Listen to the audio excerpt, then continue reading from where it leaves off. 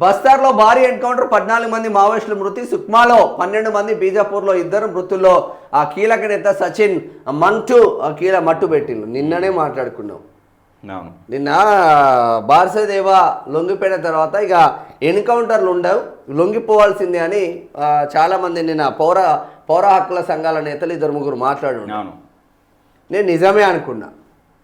అది గడిచిన 24 గంటలు గడక ముందే వేసి పడేసి మళ్ళీ తెలంగాణకి ఎందుకు వస్తున్నారు అంటే ఇక్కడనేమో లొంగుబాటు అవుతారు, ఆడ డైరెక్ట్ చేసి పడేసే ఉంటుంది. ఎందుకు తెలంగాణకు వస్తున్నాడో, తెలంగాణలో కాంగ్రెస్ ప్రభుత్వం ఉంది, ఇక్కడ కొద్దిగా ఆలోచిస్తున్నారు. రాణి మా బిడ్డలు బతకని అని వదిలేస్తున్నారు. ఇక్కడ పక్కన మహారాష్ట్ర పోతే బీజేపీ ప్రభుత్వమే, అటు ఛత్తీస్గఢ్ పోతే బీజేపీనే, ఒరిస్సా పోతే బీజేపీనే, ఏసి పడేస్తున్నారు. ఏకి పారేసుడు కాదుగా.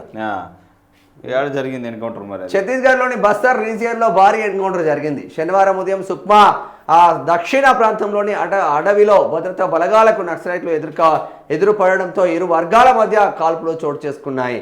ఉదయం 5 గంటల నుంచి 8 గంటల వరకు ఎన్కౌంటర్ కొనసాగినట్లు తెలిసింది. సుక్మాలో 12 మంది, బీజాపూర్లో 2 నక్సలైట్లు మరణించినట్లు సుక్మా ఎస్పీ కిరణ్ చవాన్, బీజాపూర్ ఎస్పీ జితేంద్ర యాదవ్ వెల్లడించారు. మృతుల్లో కొంటా ఏరియా కమిటీ కార్యదర్శి సచిన్ మంగ్ను డివిసిఎం, మరో నేత హంగా మడ్గం ఉన్నట్లు తెలుస్తుంది. ఎంత గిరిజన బిడ్డలే, అది ఆదివాసీ బిడ్డల పేర్లు వింటేనే ఆదివాసీ. మంగ్డు, కంగ్డు, హంగా.